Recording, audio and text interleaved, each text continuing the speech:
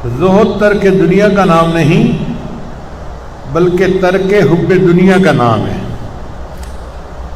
ہمارے بعض اکابر ایسے گزرے اللہ نے ان کو بہت مال دیا، جیسے حضرت خواجہ عبید اللہ احرار رحمۃ اللہ علیہ سمرقند کے تھے، اور پورا شہر اور اس کی مارکیٹیں ان کی ملکیت تھیں، بہت امیر تھے، اور وہ اپنا مال اللہ کے راستے میں خوب خرچ کرتے تھے۔ ان کا ایک مشہور واقعہ ہے کہ مولانا جامی رحمۃ اللہ علیہ ایک بڑے عالم تھے،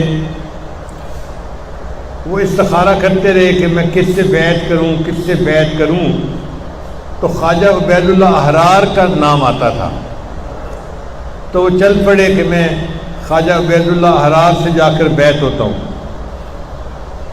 چنانچہ حضرت خواجہ صاحب ایک جگہ بیٹھے تھے، اب چونکہ اللہ نے ان کو خوب مال دولت دی تھی تو وہ جہاں بیٹھتے تھے نیچے قالین بچھائے جاتے تھے، اور ان کے جو جانور تھے نا ان کی جو کیلیں تھیں وہ سونے کی بنی ہوئی ہوتی تھیں۔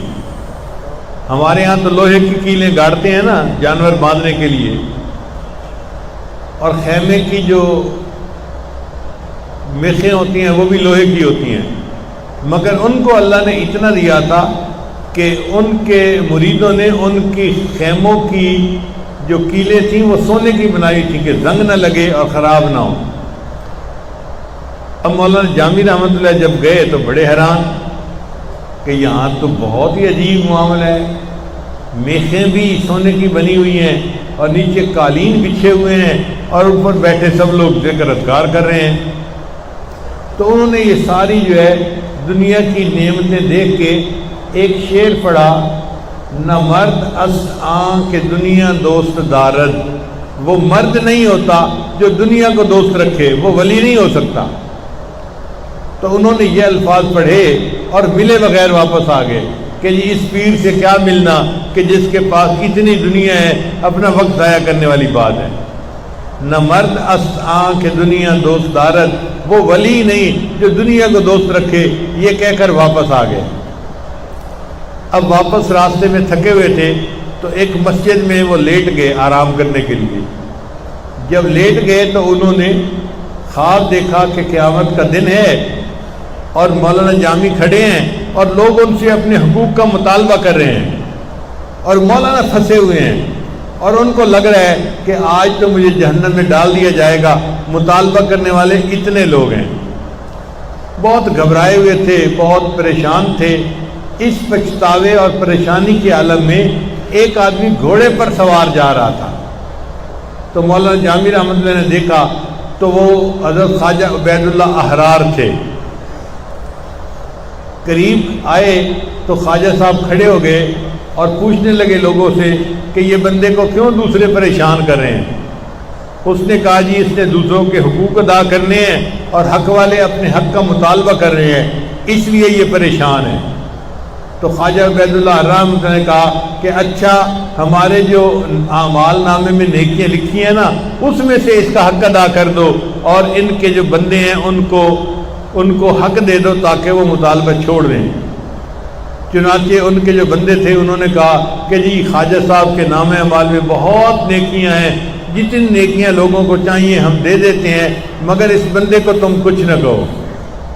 اب یہ خواب کی بات تھی، جب لوگوں کو ان کے حق مل گیا تو لوگ چلے گئے اور مولانا جامی جو تھے وہ ان لوگوں سے بچ گئے۔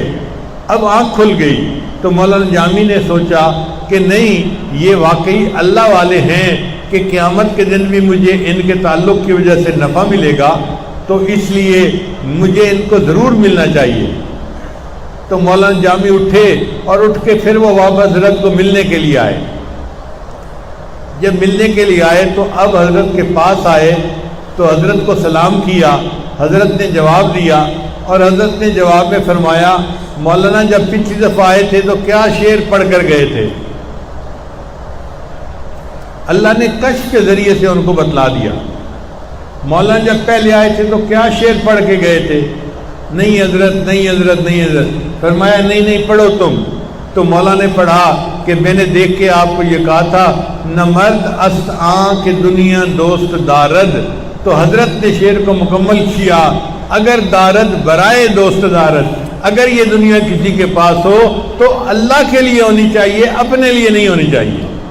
تو اللہ والوں کے پاس اگر دنیا کا مال ہوتا ہے تو وہ اس کو صرف اپنی ذات کے لیے استعمال نہیں کرتے، اللہ کے دین کے لیے استعمال کرتے ہیں اور اللہ کے بندوں کے لیے استعمال کرتے ہیں۔ اس لیے ایسا بندہ جس کے دل میں مال کی محبت نہ ہو، اگرچہ وہ کروڑوں پتی ہے پھر بھی وہ زاہد کہلائے گا۔ اور کچھ لوگ ہوتے ہیں جن کے پاس پھوٹی کوڑی نہیں ہوتی مگر وہ دنیا دار کہلاتے ہیں، اس لیے کہ ان کے دل میں دنیا کی محبت ہوتی ہے۔